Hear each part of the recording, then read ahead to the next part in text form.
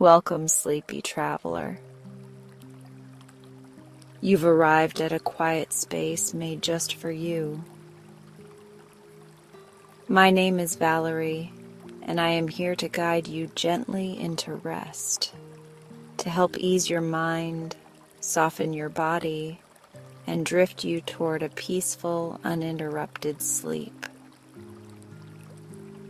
Whether your day was long or your thoughts feel a little too loud tonight, let this be your permission to slow down, to breathe, and to simply be.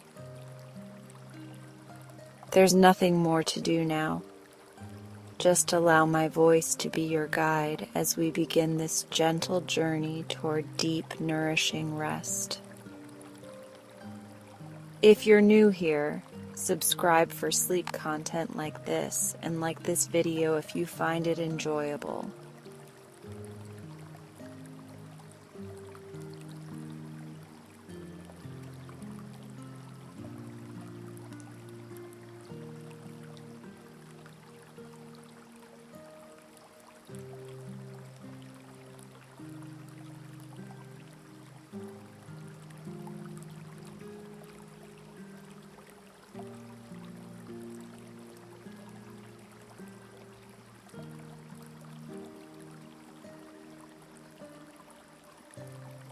Again, let this moment be just for you. There is no need to rush.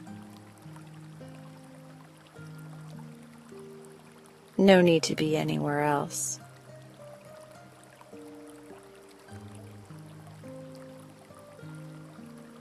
You are here now, in this quiet space,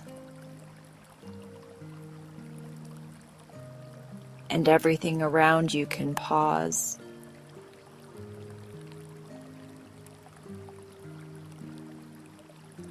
Close your eyes gently if they're not closed already. Let your body settle into stillness. The bed beneath you is soft and supportive.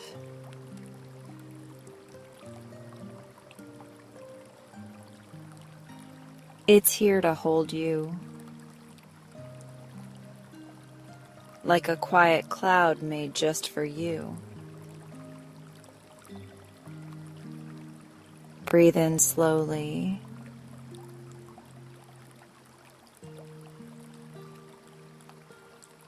And let it go. With every breath, feel your body grow heavier. Each inhale bringing calm.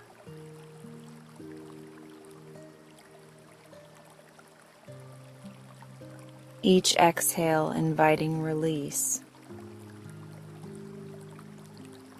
Let go of your shoulders. Let them drop just a little.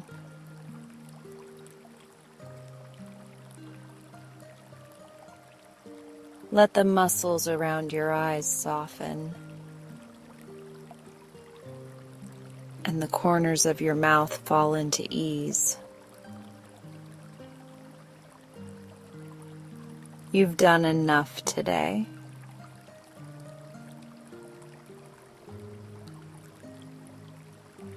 Now is your time to rest. Let that idea sink in. This moment, right now, is just for you.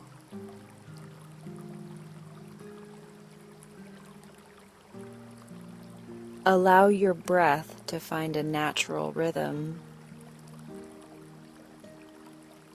Not forced, not held, simply easy. Inhale through the nose.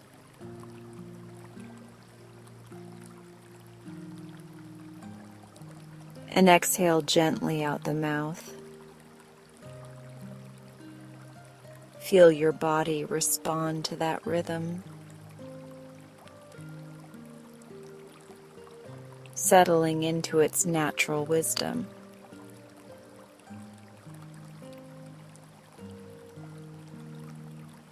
Let your thoughts slow down. There's no need to follow them. Let them float like autumn leaves across a still pond.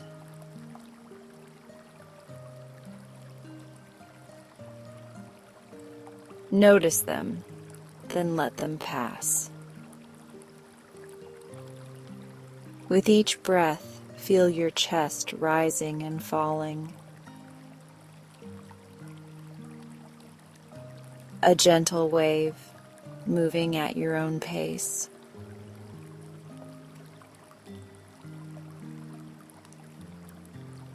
Inhale peace. Exhale any tension. There is nothing you need to fix.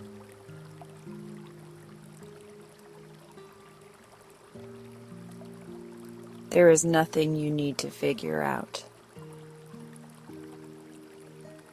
This space is for stillness,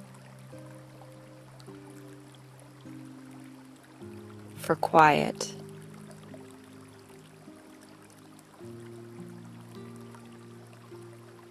for rest, for letting go. Imagine now a soft light beginning to glow above you.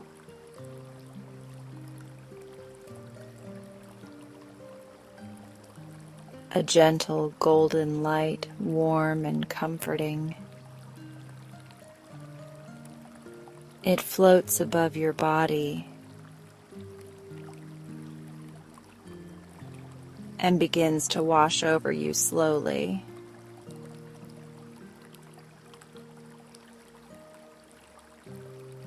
Starting at the crown of your head.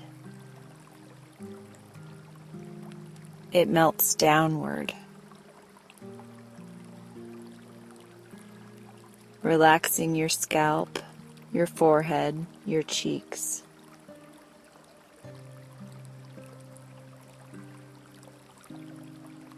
It moves down your neck and across your shoulders,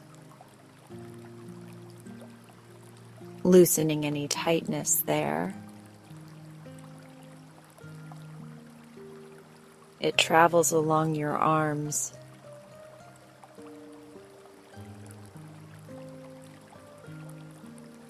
all the way to your fingertips. You feel the light as warmth, as ease, as love.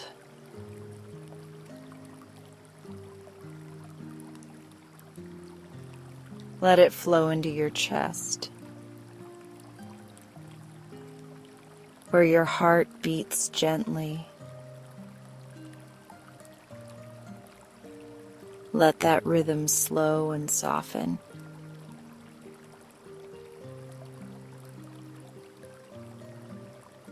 Feel it flow into your belly, down your back, and along your spine. Each vertebra softens with light.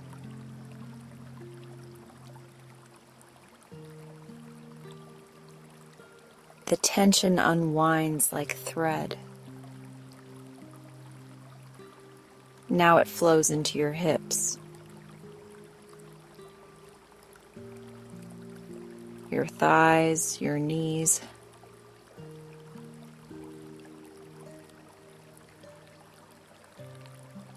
Let your legs become heavy,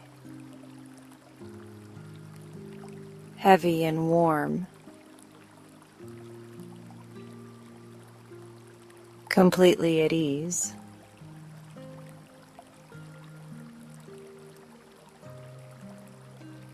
The light moves all the way to your toes. and you are glowing now,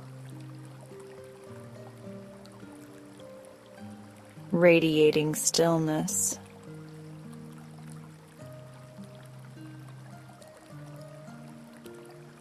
You are safe here. You are exactly where you need to be. There is no right or wrong way to rest.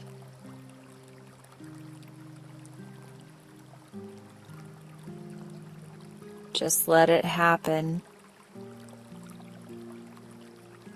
Let your mind become soft. Like petals floating on a quiet breeze.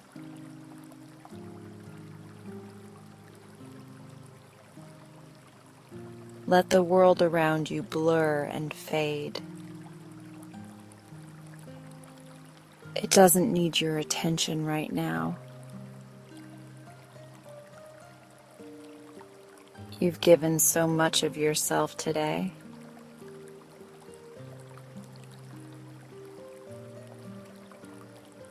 Now it's your turn to receive.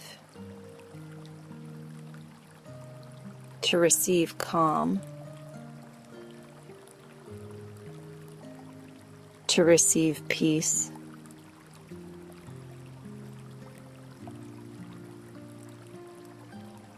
To be still. Feel your breath again. Notice how easy it is.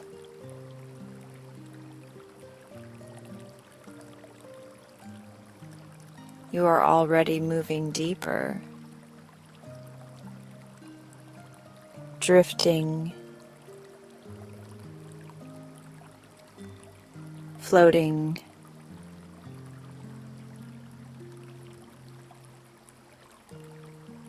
resting. You may begin to sense that lovely in-between space, that twilight feeling between wake and dream.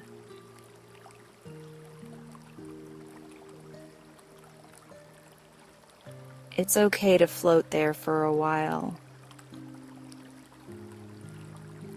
No effort. No expectations.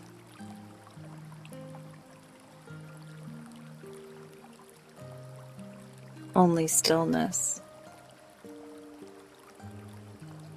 If thoughts arise, smile softly at them. They're only passing visitors.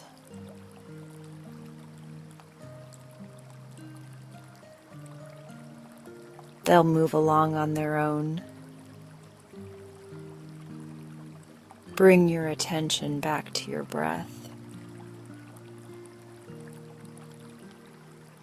Back to the warmth in your body.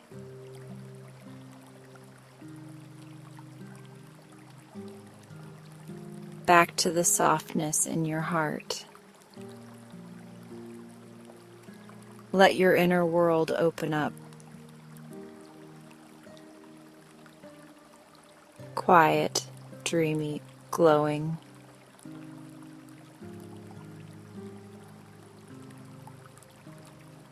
It is safe to go inward now. Imagine yourself walking along a soft path. Barefoot and light.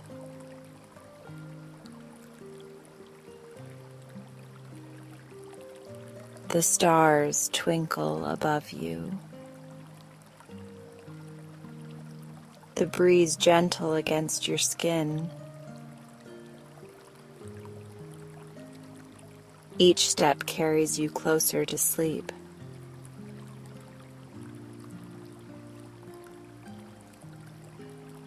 The air smells of lavender and rain. You feel comforted. as if the night itself is embracing you.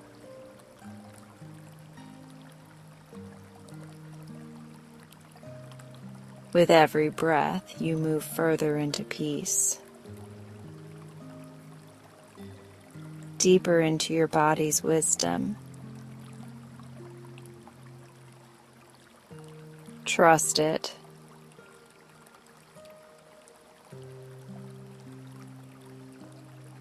It knows how to rest. It knows how to let go. All you need to do is be here.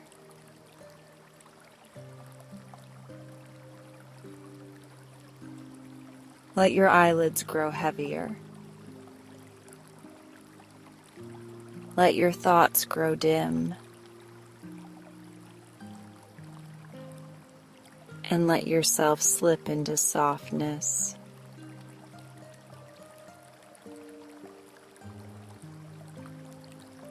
You are allowed to rest. You are allowed to be held by the quiet. You are allowed to sleep.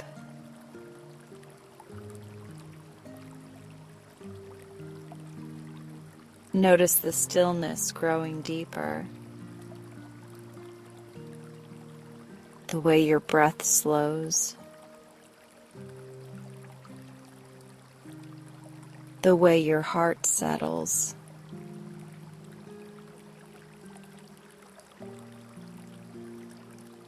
Your body is resting now. Your mind is softening.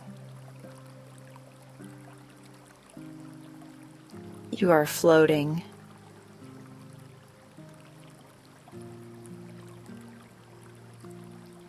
The day has ended. And now you are safe in the arms of the night. Let sleep come when it's ready.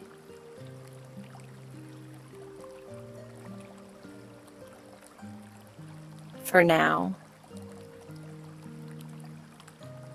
just be. Just breathe.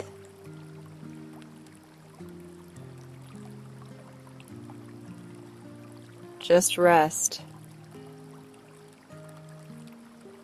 And as the final bits of wakefulness dissolve, allow yourself to surrender.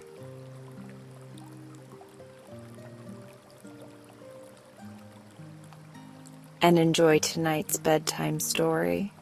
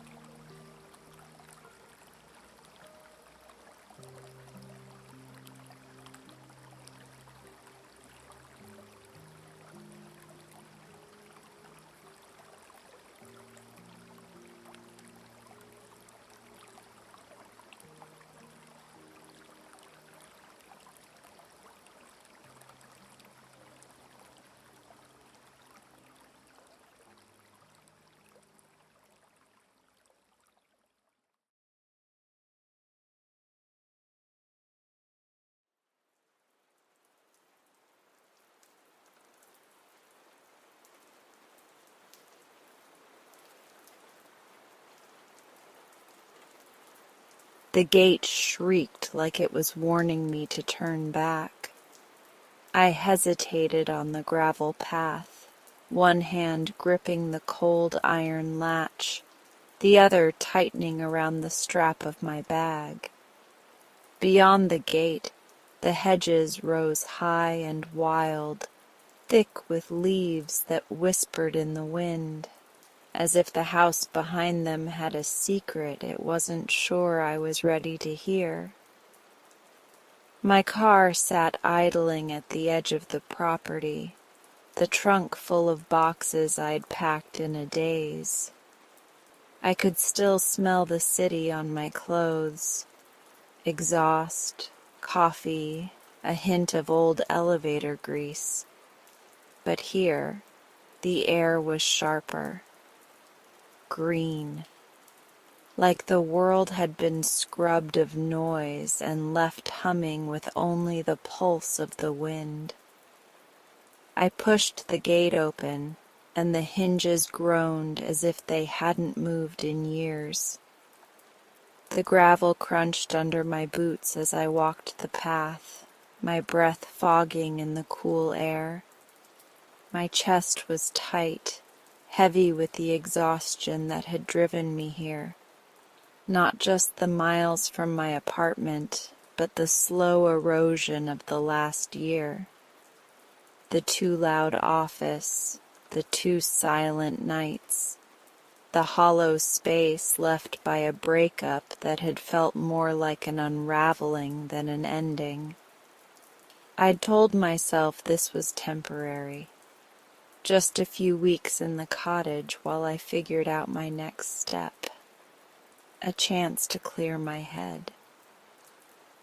But as the hedges finally gave way to the small clearing, I wondered if this place was going to ask more of me than I planned to give. The house squatted at the center of the clearing, a weathered cottage with peeling white paint and a roof that sloped like a tired shoulder. Moss had claimed the stones along the base, and vines curled up the porch rails in loose, lazy spirals. I set my bag down on the porch and exhaled slowly. The stillness here was different from the city. It wasn't emptiness. It was watchfulness. The front door opened with a stiff sigh. Dust motes spun in the slant of sunlight from the single uncovered window.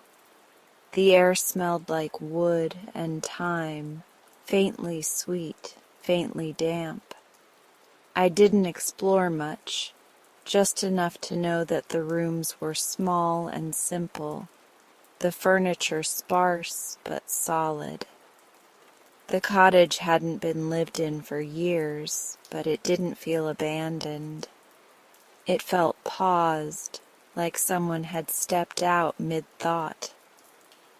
I dropped my bag on the narrow bed, ran a hand through my hair, and told myself I'd unpack later. Instead, I went to the window over the sink. Beyond the glass, the garden was a wild tangle, brambles curling through what had once been neat paths. And there, half hidden behind a curtain of ivy, I saw it. The greenhouse. Something tugged at me, a quiet thread pulling me toward it. The greenhouse door stuck at first, then gave way with a shiver of rust. Inside, the air was thick with the smell of earth and neglect. Cobwebs draped across the corners like faded curtains. Glass panes, clouded with dust, fractured the sunlight into pale, dappled patches on the floor. Broken pottery littered the workbench.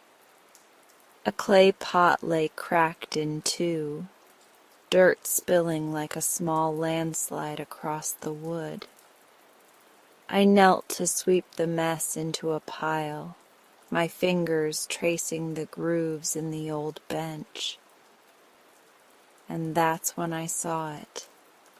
A dirt-smudged envelope, wedged in the bottom half of the cracked planter. I hesitated before picking it up, brushing soil from the paper. My pulse stuttered. On the front, written in a looping, deliberate hand, were the words, "To the one who steps in when my hands grow still, please be gentle with what's been left behind." The world seemed to pause, the wind pressing against the glass like it was holding its breath. I slid my thumb under the flap and opened the letter. The paper inside was soft with age, but the ink was steady. I read it twice, my throat tight. I had never met my great-aunt Iris. She'd been a name in family stories, a woman who preferred soil to parties, whose letters had always arrived with pressed flowers tucked inside. But now, holding this letter in the quiet greenhouse, I felt something stir in me, a welcome almost, like she had been waiting for me. I tucked the letter into my jacket pocket and returned to sweeping. Clay shards clicked against each other as I brushed them into a bucket, and the sound felt companionable somehow. Outside, the wind moved through the ivy, and I thought of Iris listening to the same music years ago. Every corner of the greenhouse seemed to hum with small histories. A faded trowel leaned against the wall. A pair of worn gloves sat folded on a shelf, as if her hands had just left them there to rest. I paused beside a long, shallow planter filled with hardened soil. A single sprig of green pushed through the crusted surface, fragile but insistent. "Still here," I murmured, touching it lightly. The cottage, the greenhouse, the overgrown garden, it all felt like a held breath, waiting for someone to notice. By the time the sun began to sink, I had swept the floor, stacked the empty pots, and wiped the grime from one long, low window. Golden light spilled across the greenhouse, and for a moment the space felt alive again. I pulled the letter from my pocket and read it one more time. The words didn't feel like instructions. They felt like an invitation. I leaned against the workbench and closed my eyes, breathing in the smell of dirt, wood, and glass-warmed air. The exhaustion I had carried here, the emotional fog that had followed me for months, shifted slightly, like a heavy coat slipping off one shoulder. That night, in the small kitchen, I made tea and set the letter on the table beside me. The cottage creaked softly, adjusting to its new occupant. I thought of Iris writing this letter, knowing she might never meet the one who read it, knowing she might only leave behind soil, silence, and a hope that someone would understand. And somehow I did. I understood the language of quiet spaces. I understood the ache of tending something alone, wishing for another pair of eyes to see it. I ran my thumb over the dirt-smudged edge of the paper and whispered, "Thank you for waiting." Then, almost without thinking, I reached for my notebook and wrote my first line since arriving. I found the house beyond the hedges. I think it's been waiting for me. The second letter was folded so small it nearly went unnoticed, tucked into a cracked teacup on the greenhouse shelf. I'd come back early that morning, the air still damp with last night's rain. The glass panes were beaded with droplets, blurring the trees outside into soft watercolor. I had swept again, though it didn't need it, and started wiping down the shelves with a rag just to keep my hands busy. That's when I found it. A fragile slip of paper, dirt-smudged but unmistakably in the same looping hand as the first. Start with tomatoes. They forgive you when you're still learning. I laughed out loud, just a soft, breathy sound, but it startled me in the quiet. Tomatoes. I had expected advice to feel grand or ceremonial, but Iris's words were gentle, practical, the kind that made sense only if you'd spent enough time with soil to know it had its own patience. I read the line twice, then tucked the letter carefully into my jacket pocket with the first one. Something in my chest loosened as I looked around the greenhouse. Broken pots still lined the far wall, and the air smelled faintly of moss and damp earth. But now it felt different, like the room had shifted from waiting to watching. I exhaled and whispered to the empty space, "Okay, tomatoes it is." The planter I chose was long and low, its soil hardened from neglect but not lifeless.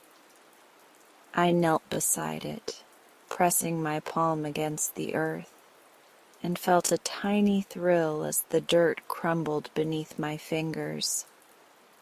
The smell of it, rich, dark, and almost sweet, woke something I didn't know I'd been missing. I had bought a small packet of seeds in town the day before, standing in the hardware store aisle like a child choosing a book without knowing how to read it. The packet promised hearty, beginner-friendly tomatoes. Iris, I thought, would approve. I poked shallow holes with my finger, careful but clumsy, and dropped in the tiny seeds, whispering an uncertain greeting to each one. Covering them with soil felt ceremonial, like tucking in children for a nap. When I was done, I sat back on my heels and studied the planter. It didn't look like much, just a rectangle of dark soil, a little uneven where I'd pressed too hard. But something in me settled. Iris had said tomatoes forgive you when you're still learning. I hoped she was right. The days stretched on, and the greenhouse became my quiet anchor. I started coming every morning, the ritual unfolding slowly. Sweep the floor, wipe the glass, check the soil, sit on the old stool by the window and just listen. At first I thought I was waiting for the seeds, but really I was waiting for myself. The city had left a kind of static in my brain, a low, relentless buzz of schedules, screens, and disappointments I hadn't known how to name. Here the silence pressed against me differently. It wasn't empty. It was soft, like a quilt. I began noticing things I'd ignored for years. The delicate thread of birdsong in the early morning, the way sunlight fractured through the greenhouse glass, scattering diamonds across the dirt, the smell of rain on the roof, tapping like a polite guest before rolling off into the soil outside. I brought books from the cottage, gardening guides and old journals Iris had left in the attic, and read them in the afternoons, legs tucked beneath me on the wooden bench. Some of the notes were practical, explaining pH levels and watering schedules, but others were almost like poetry. Never forget to thank the soil. It remembers kindness. After a week, I began talking to the seeds. Not out loud at first, just a quiet litany in my head while I watered them. But one gray morning I found myself whispering, "You're doing fine. Take your time," and then laughing at the sound of my own voice. It didn't feel silly. It felt necessary. The first time I saw it, a thin, pale green curve breaking through the soil, I thought my eyes were playing tricks on me. I crouched low, my knees creaking, and held my breath. Yes, a sprout. It trembled slightly in the breeze from the open window, impossibly fragile, like one exhale could undo it. And yet it was here. I felt something in me break open, a small smile spreading across my face before I realized it was happening. My first real smile in weeks, maybe longer. I pressed my palm against the edge of the planter and whispered, "Hello?" The greenhouse seemed to lean in with me, the smell of damp earth and sun-warmed glass wrapping around my shoulders like a shawl. As the days passed, more green threads pierced the soil, each one a quiet triumph. I found myself structuring my life around their care, not because they needed me constantly, but because I needed them, watering, watching, waiting. Every small change became a small miracle. The way the shoots seemed to angle toward the sun, the first hint of leaves unfurling like tiny flags of hope. I thought of Iris often, of the hands that had once pressed seeds into this same soil.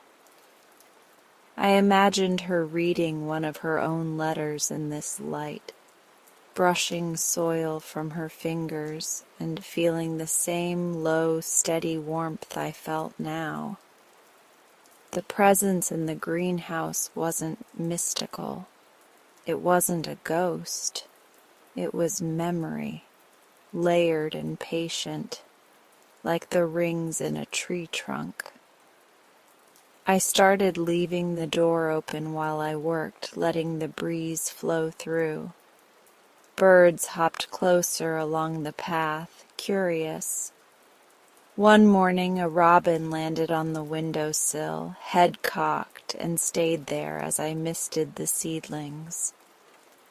"Morning," I told it. "You can watch, but these are mine." The bird didn't leave until I was done. One evening I lingered in the greenhouse long after the sun had started to dip. The air smelled like rain again, sharp and clean. I leaned against the workbench, dirt under my nails, and thought about the word forgiveness. Iris had said tomatoes forgive you when you're still learning, but maybe what she meant was that tending life, any life, teaches you to forgive yourself. I hadn't realized how tightly I'd been holding all my small failures, the job I'd quit, the relationship I couldn't save, the city I'd run from with nothing but a car full of boxes and exhaustion. Here, kneeling in dirt and listening to the soft shuffle of leaves in the wind, those failures felt lighter, like maybe I could let them rest in the soil too, and something green might come of them. The first true leaf appeared on a Tuesday morning. I leaned in close, grinning like a fool at the tiny, perfect shape of it. It wasn't much, just a small, serrated leaf, but it felt like the world had leaned closer to whisper, "See? You can still grow." I sat on the bench, notebook in hand, and wrote my first journal entry meant not for Iris, but for myself. Today, a leaf, just one, and I smiled without meaning to. Maybe this is how life begins again, not all at once, but in small, forgiving ways. I closed the notebook and stayed until the light faded, listening to the greenhouse creak softly as the air cooled. For the first time since arriving, I didn't feel like a visitor in this place. I felt rooted. I didn't sleep well. The cottage creaked like it was holding its breath, and my thoughts wouldn't stop their restless pacing. Old memories had a way of slipping through the cracks at night, the conversations I wished I could take back, the city lights reflecting on apartment windows I no longer called mine, the way loneliness can feel louder in the quiet than in a crowded street. By morning my chest felt heavy, like I'd carried those memories into the daylight. I brewed tea but left it untouched on the counter, cold by the time I returned from brushing my teeth. I caught sight of myself in the small bathroom mirror, my hair sticking up at odd angles, eyes shadowed. The greenhouse was the only place I wanted to be. The air was cooler than usual when I stepped outside, damp from last night's rain. The path to the greenhouse glistened with drops that clung to the moss and caught the early sun. Inside, the familiar smell of soil and green things wrapped around me like a quilt. I touched the planter where my tomato seedlings were stretching higher each day. They were sturdier now, the leaves soft against my fingers, the stems holding their little heads like they believed in themselves. I whispered the usual good morning to them and felt the tension in my chest ease just a fraction. But something in me still itched for distraction. I wandered to the old wooden workbench and ran my hands over its surface. The drawers beneath it had been stubborn since the first day. I'd opened a few to find stray bits of twine and broken gloves, but one, near the center, had resisted me. On a whim, I crouched and gave the handle another tug. It groaned but slid open a few inches, releasing a puff of air that smelled like the deep part of the earth. I reached inside and felt the familiar grit of soil, but my fingers brushed something hard and round. I pulled it out. A small, faded metal canister, its once bright floral design muted by a thin film of dirt. I brushed it off with the edge of my sleeve, revealing chipped blue paint and the faint word tea on the lid. My pulse picked up, the way it always did when I stumbled on something that felt like Iris had left it just for me. I pried the lid open. Inside, nestled in a bed of dried mint leaves, was a small envelope, folded delicately, and a faint fragrance of something sweet and green, like a memory of summer. I lifted the envelope carefully, brushing soil from its edge. The handwriting on the front was as steady and looping as the letters I had already found. I opened it slowly, letting the morning light spill across the words. If you're having a bad day, make mint tea and sit by the bees. They won't mind your silence. Beneath the line was a little sketch of a teacup, steam curling like a vine. I stared at it for a long moment, my throat tight. It wasn't just advice, it was kindness, folded into paper and hidden in dirt, waiting for me to need it. I carried the canister back to the cottage and set a small kettle on the stove.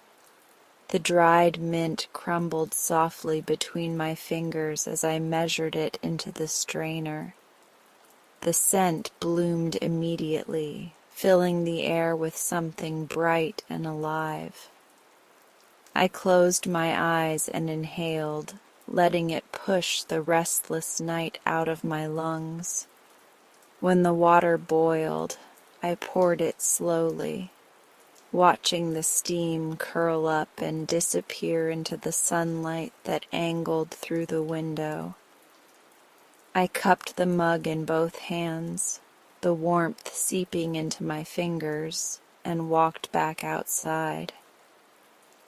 The greenhouse hummed like a living thing. Bees drifted lazily between blossoms in the garden, tiny suns with wings, unconcerned with my presence. I sat on the bench just outside the greenhouse door, the wood damp and cool beneath me, and let my shoulders drop for the first time that day. The warmth of the tea spread through me in small, careful waves. I didn't think.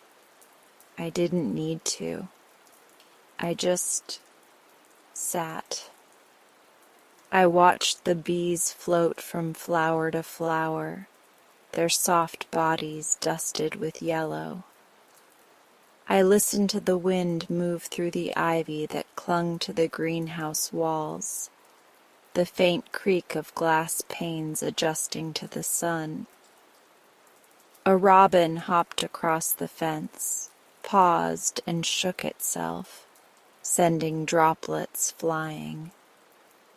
The world moved gently around me, and for once I let myself be still in it. After a while I opened my journal. The pages smelled faintly of soil now, a scent I was coming to love. My pen hovered over the paper, and for a moment I didn't know what to write. Then the words came, simple and true. Today, I sat. That's enough. I closed the journal and placed it beside me on the bench, letting the sunlight warm the cover. That small act, just sitting, letting the bees hum around me, shifted something inside. I thought about the person I had been in the city, rushing between deadlines, checking my phone in line at the coffee shop, measuring my days in efficiency and absence. Even my quiet moments had been loud with scrolling notifications and a kind of restless guilt that I wasn't doing enough. Here, doing nothing felt like exactly what I needed to do. Iris had understood that silence wasn't empty. It was alive. It was the pause where life unfolded. As the day warmed, I wandered back into the greenhouse and set the cleaned tea canister on the workbench. It looked at home there, a little burst of blue amid the soft brown and green. I spent the rest of the afternoon trimming old vines and checking the seedlings, but I moved slower than usual, letting myself savor the rhythm of care. The air inside shimmered with the sound of bees exploring through a cracked window, and the smell of mint still clung to my hands. At one point, I leaned against the workbench and whispered to the empty space, "I think I'm learning how to stay." That evening I brewed one more cup of mint tea and took it to the back steps of the cottage. The garden was touched with gold in the fading light, the greenhouse catching the sunset in soft panes of orange. The bees had gone quiet for the night, replaced by the low hum of crickets and the distant trill of a bird I didn't know by name. I pulled my knees to my chest, sipping slowly, and let the day settle around me. There was a long road ahead. I knew that. Grief doesn't vanish with seedlings and tea. But for the first time in a long time, I felt like I had a place to begin. And tonight, that was enough. The fourth morning in a row, I wrestled with the window and lost. It was the largest pane in the greenhouse, the one that faced the back garden and would let in the best breeze if it ever decided to move. I had tried everything I could think of, pushing from below, nudging from the side, sliding the old latch back and forth with stubborn determination. Nothing. It was as if the window had decided long ago that it preferred silence to participation. I leaned back on my heels, sweat dampening my shirt even though the morning air was cool. "Fine," I muttered to the empty greenhouse. "Stay shut forever, see if I care." The glass, streaked faintly with dirt and spider webs, offered no response. Frustration clung to me like humidity. Iris had left me patient instructions in her other letters. About tomatoes forgiving clumsy hands, about sitting with the bees, about soil and silence. But nowhere had she explained how to manage the daily irritations of old wood and stubborn windows. I pressed my forehead to the glass for a moment, exhaling hard. Outside, the garden hummed with quiet life, bees weaving between blossoms, the distant rattle of a woodpecker in the trees. All that gentle motion, and here I was, stuck in stillness behind a pane that refused to budge. I thought about giving up for the day. Maybe I would come back tomorrow with a crowbar or a new streak of determination. Maybe some things weren't meant to move anymore. But as I crouched to gather my tools, something caught my eye. A sliver of paper. It peeked from the seam where the window frame met the sill, rolled tight like a secret.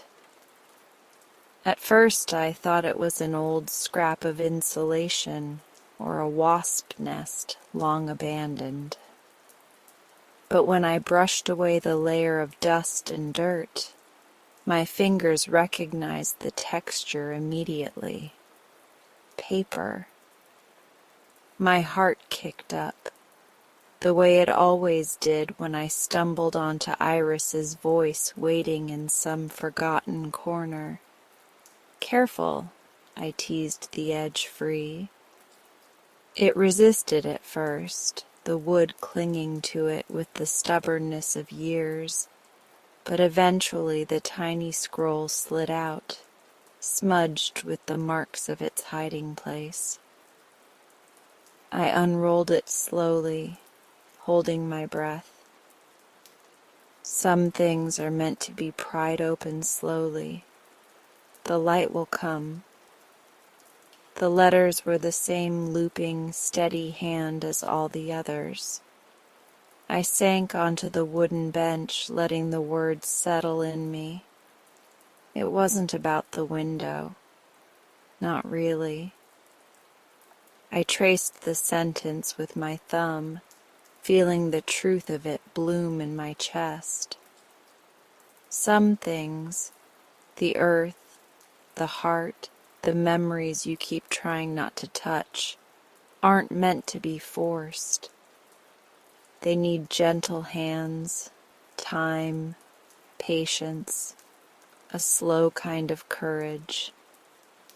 I thought of the first night I slept here, my body stiff on the narrow bed, my mind noisy with city echoes and all the ways I thought I'd failed. I thought of the tomatoes now standing a little taller, the mint tea that tasted like summer even in the rain, the bees that hovered near me without expectation. I thought of myself, prying open a little more each day. I pressed the letter to my chest and closed my eyes. For a moment, I could almost see her, the way she'd appeared in my mind before, humming as she walked among rows of marigolds. Her skirt brushing against the leaves, her fingers dusted with soil, her presence as steady as the sun climbing the sky.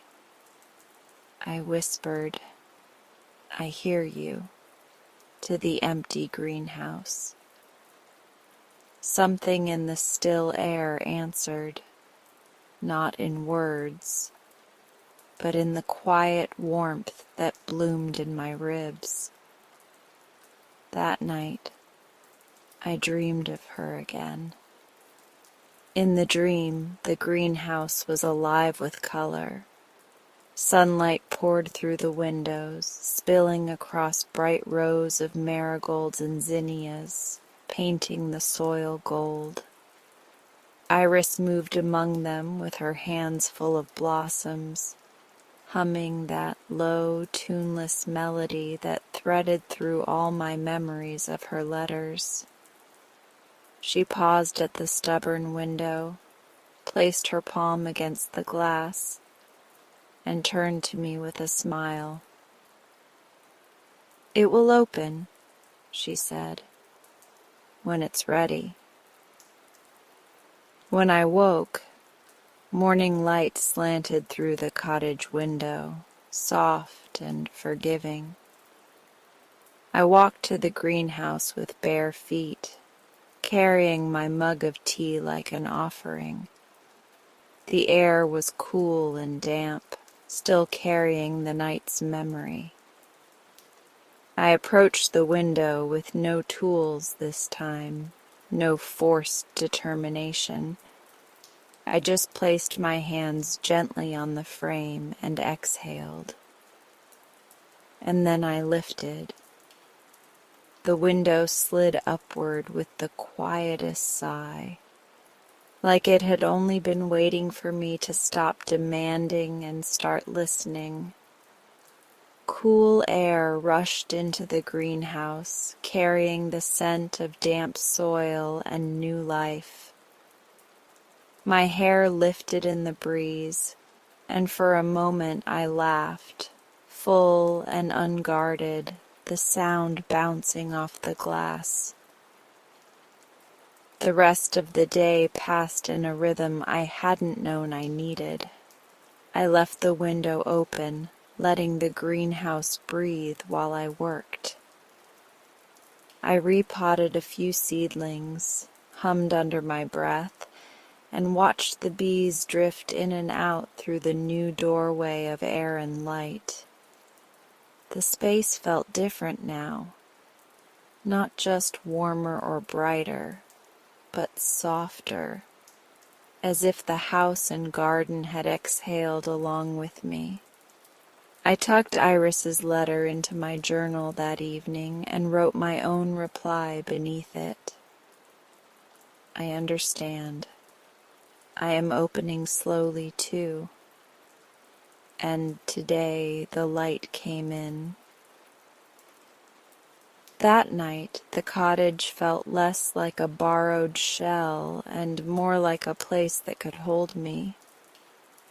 I lay in bed with the window cracked open, the distant hum of night creatures threading through the cool air. My hands still smelled faintly of soil, and I didn't mind at all.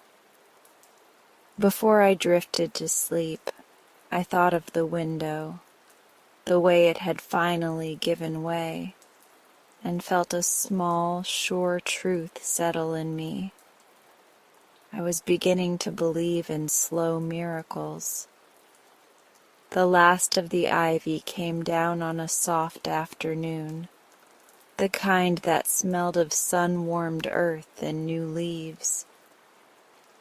I had been working my way along the greenhouse wall for days, snipping and tugging, letting the vines coil into soft piles at my feet. Most of the greenhouse was breathing freely now, glass panels catching the light like polished stones. But one stubborn section near the door had held tight to the earth. I crouched, fingers deep in the soil, and traced the base of the vine. Its roots curled against the foundation, woven into the cracks like tiny green hands refusing to let go. I dug gently, humming to myself the way I always did these days, a habit I'd picked up from imagining Iris moving through her garden, leaving her quiet music for the bees. The vine loosened with a sigh of roots and soil. As I tugged it free, I saw something tucked beneath the root ball, pressed into the earth and wrapped in twine. My heart knew before my hands did. Another letter. I brushed dirt from the envelope with trembling fingers. It was softer than the others, weathered from years beneath soil and shadow. The twine had left a faint impression across the paper, and a small smear of green streaked the corner where the vine had rested against it. I sat cross-legged in the grass, the world gone still except for the whisper of leaves overhead. Slowly I untied the twine and opened the envelope.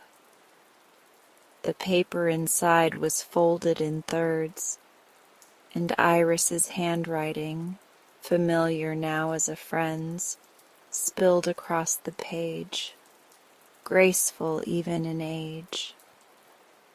I read the letter 3 times, the edges softening in my hands as though the words themselves were a living thing. The garden was quiet around me, but not still. Bees stitched the air in lazy patterns. A soft wind carried the smell of mint and tomato leaves, and somewhere nearby a bird trilled once, like punctuation. I lifted my gaze to the greenhouse. Sunlight spilled through the clean glass, pooling on the stone path like gold. Inside, the tomato vines had climbed their trellis, green and strong, little yellow blossoms winking like promises. The herbs lined the bench in neat pots, basil, mint, thyme, all brushing their leaves against one another whenever the breeze slipped through. Life was here. Life was moving. And for the first time in months, maybe longer, I felt like I was moving too. I carried the letter inside and set it gently on the workbench, next to the faded blue tea canister and the small stack of previous notes. My eyes traced the greenhouse the way you might study a beloved face. Every pane, every pot, every soft curve of green reaching toward the light. The season had turned without my noticing. My hair smelled of sun and soil. My skin carried the warmth of afternoons spent kneeling in the dirt, and the ache in my chest that I'd brought from the city had loosened, piece by piece, like the window Iris had told me to open slowly.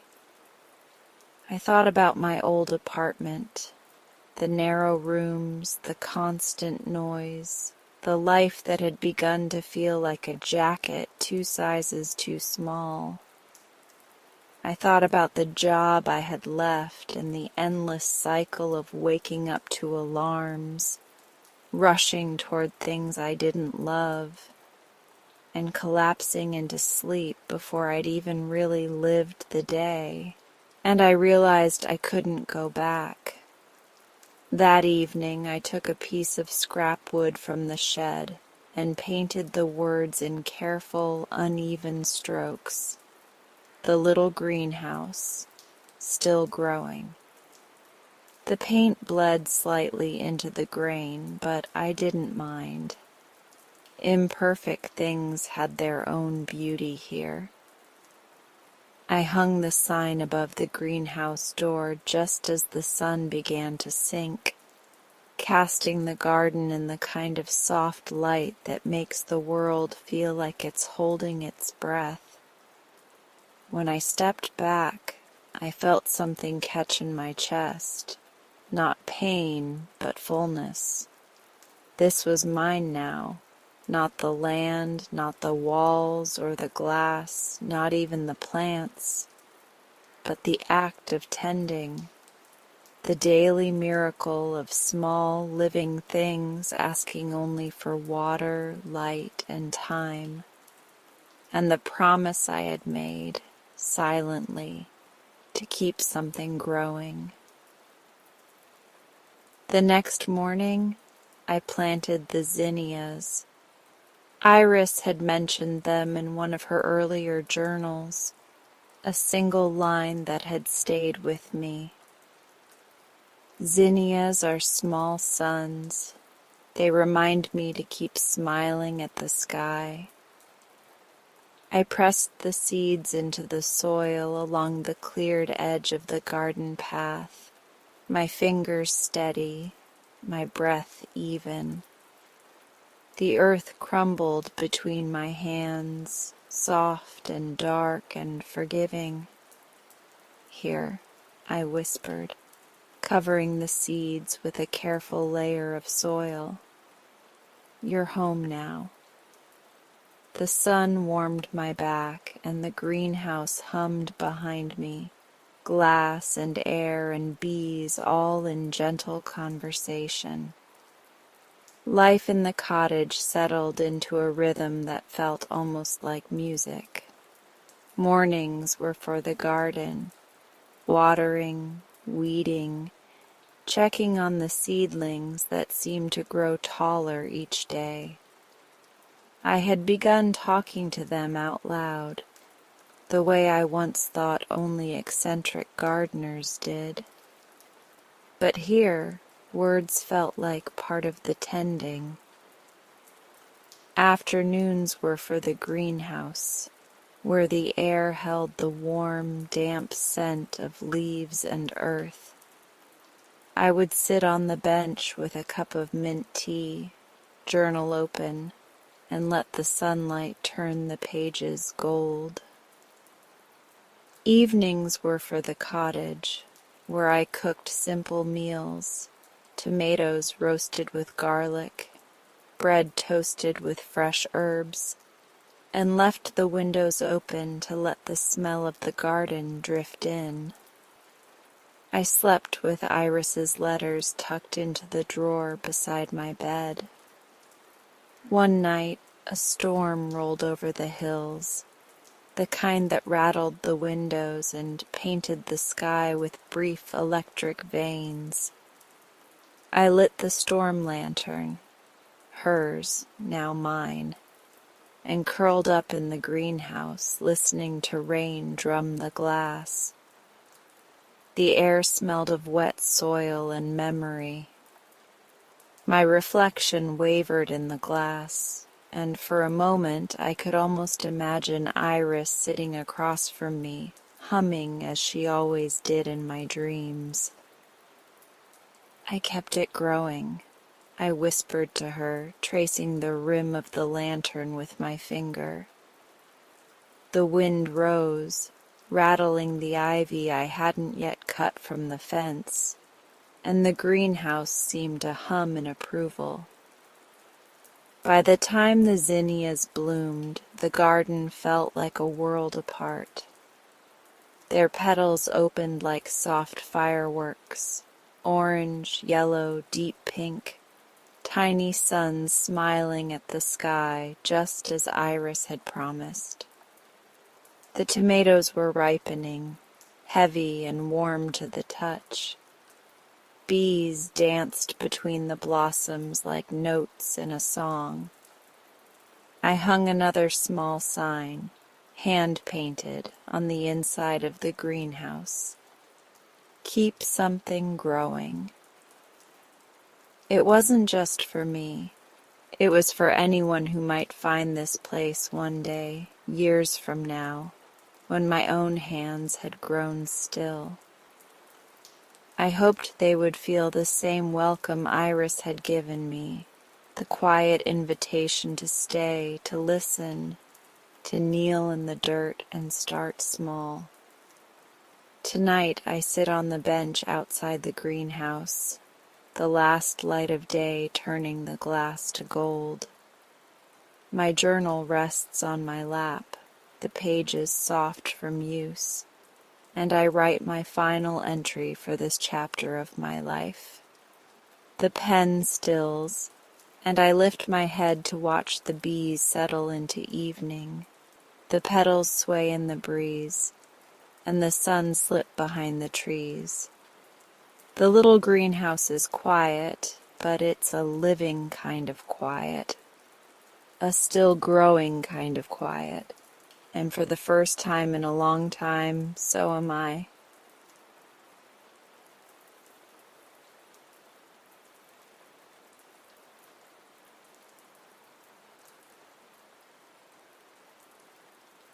And that ends tonight's meditation. You're welcome to stay for a bit longer if you like. Have a beautiful night. Until next time.